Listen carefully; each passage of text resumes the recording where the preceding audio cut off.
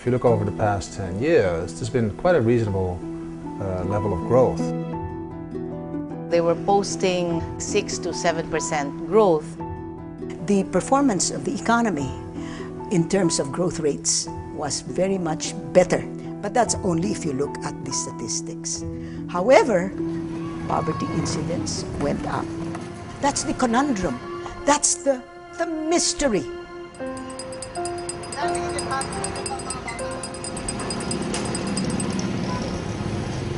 Unfortunately, Philippines is one of the more unequal societies in Asia. The growth did not benefit more people, but just the same people who were already controlling the resources. And the gap between the poor and the rich continued to widen. It's more the middle classes and the rich that are benefiting from this growth and not so much the poor. This is really a very sad commentary on the Philippines. We've had growth, but poverty has actually increased. So the agenda in the Philippines is a combination of how to get more growth and how to make it work for the poor.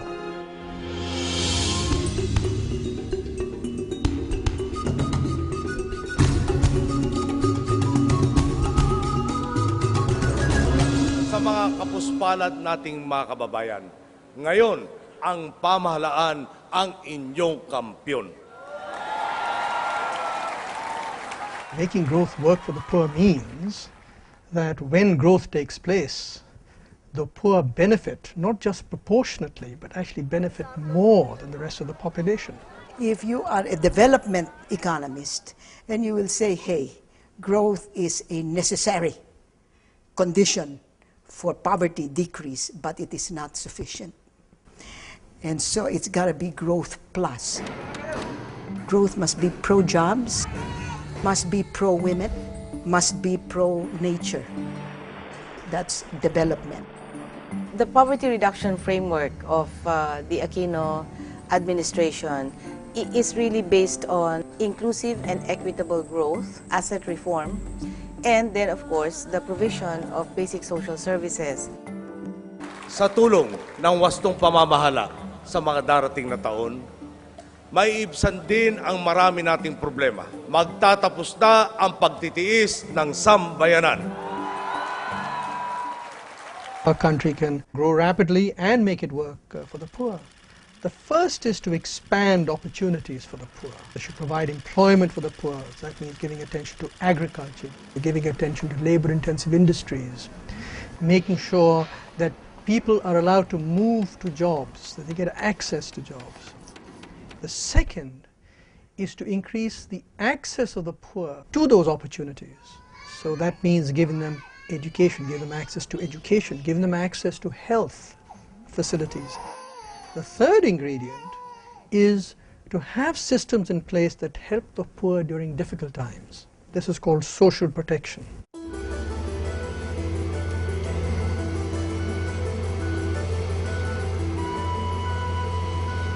Who are the poor? These are the majority of our people, 33% of our population. And the DSWD is working with the poorest of them, which is 4.6 million families. That translates roughly to 25 million individuals.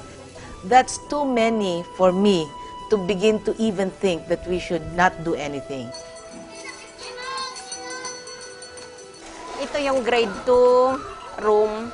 Itong mga grade 2 pupils naman dito sa Irisan Primary School. So may 36 kaming pupils at may mga 7 na mga purpose. At ngayon na marami na sila na naging member, makikita mo na nagiging aktibo yung mga bata. Mayroon na silang gamit sa eskwelahan, kaya makikita mo na mas maganda rin ang mga grado nila kaysa noong nakaraan. Dito rin sa purpose, yung mga absences nila parang bumaba. Mas maalalahanin sila sa mga anak nila dito sa eskwelahan. Kung minsan hinahatid pa, kung minsan sinusundo. Very good, awan ti absent ni Ernesto. The conditional cash transfer is really addressing the very, very vulnerable families and trying to move them out of their vulnerability.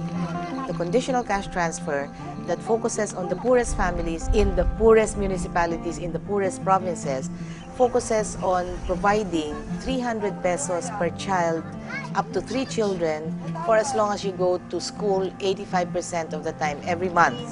And the mother who's lactating or taking care of a baby, 500 pesos every month.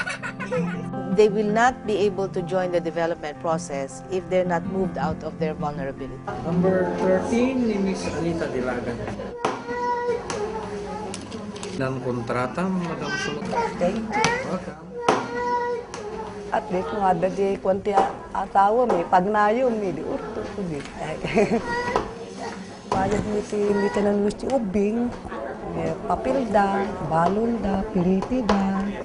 Ada ti mabate kati gatang biti.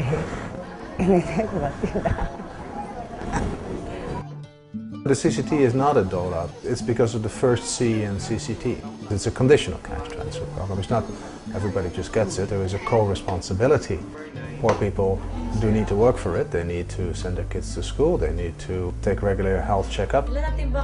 Weight monitoring done, breastfeeding done, family planning done.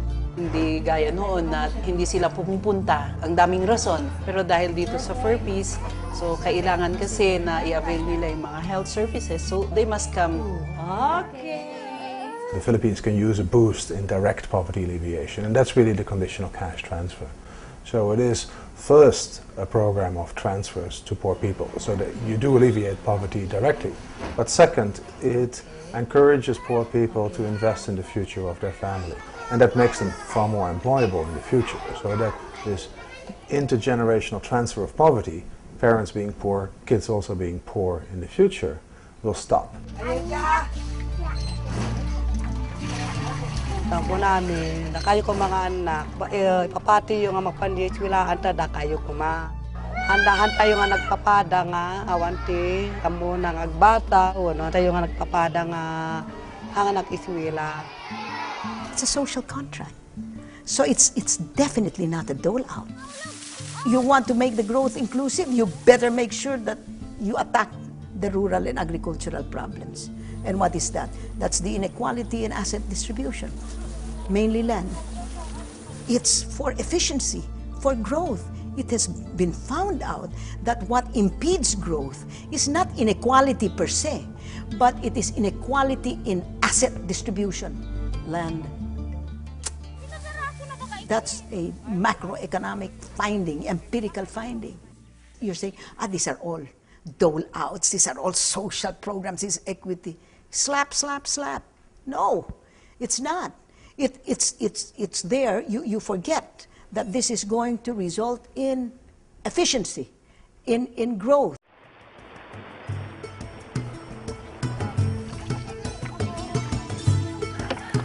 Palagay is dominantly agricultural community, fishing and farming. We realize that if the community does not have a health center, or enough classrooms, or potable water systems. In other words, you need to have the infrastructure, the social and physical infrastructure, so that development can happen. Ito talaga ang problema namin ng tubig. Dito kami sa ilog nag-iigib ng tubig. Kaya nung pumasok ang Kalahi dito, ito yung water system ang prioritize talaga. Slanting yung terrain kasi ng Kagulango. Nakikita nila na pag umuulan, nagiging muddy yung kanilang daan. So, ang pangalawa nilang ginawa, nagkaroon sila ng drainage system. Noon na wala pa mga sanitary toilets, kung saan-saan lang kami dumudumi. So, sabi nila, mas maganda, mayroon naman tayong water system na level 2, available yung tubig, magkaroon tayo ng CR. Ang mas maganda ngayon na dumating na yung sanitary toilets na to, yung mga sakit na babawas-bawasan na noon kasi dami talaga dito nagkakasakit ng mga bata. Sa barangay Bakaw, mas focus sila sa pangangailangan na matuto. Gusto nila yung edukasyon. Dito sa mga pangangailangan na ito, napaka-importante yung infrastructure. What we call the system. It's really the community's preferences that are in those investments. And so the results are very good in terms of low cost and durability of the investments. The investments don't fall apart after a few years, they're actually being maintained and are of high quality. They have benefited from the investment, but also from the whole process of discussion and decision making around those small grants that the communities get. Kaya sinasabi community-driven development approach kasi ang komunidad mismo nagsabi ito ang kailangan namin dahil alam namin ang problema namin, ito ang solusyon. Pag sa taas, hindi natin alam, parang hit and miss ang nangyayari. Bitter kung makahit, kung mag-miss. Dito sa baba, walang hit and miss. It will always hit dahil sila alam nila, sila mismo yung tao alam nila anong kailangan nila at anong kailangan ng intervention. And that's why you have the Millennium Development Goals. Health, mortality, education, gender equality, water, sanitation, etc. And let's face it, the Philippines hasn't done very well. This is really horrifying, particularly because the Philippines, compared to countries like Thailand, Indonesia, and Malaysia, are so far behind. There are solutions, and other countries have shown how this can be done, and there are many strikingly good examples around the world, including in East Asia itself. One doesn't have to look very far. For example, Vietnam is a very good example of how a country can grow rapidly, and make it work for the poor. Ang ating pangunahing tungkulin ay ang magsikap na maiangat ang bansa mula sa kahirapan sa pamamagitan ng pagpapairal ng katapatan at mabuting pamamalakad sa pamahalaan. It's not going to be easy. The challenges will be huge, but because there are enough people, significant number of people, who are willing to come in and help, we have a bigger chance now of making these positive changes happen. The big challenge is for countries to grow so that everybody earns higher incomes, but that the poor benefit more than the rest of the population. There should be no one left behind. Everyone should be able to benefit from all the efforts that we are doing. I think the World Bank's role is in making growth work for the poor is to help the Philippine government and Philippine society to achieve that goal a little faster than without the World Bank. Yes, I was very upset this morning when I saw the headline in Manila Bulletin say, "Not in our lifetimes." The hell not in our lifetimes. What are you talking about? Hong Kong was able to do it within 10 years.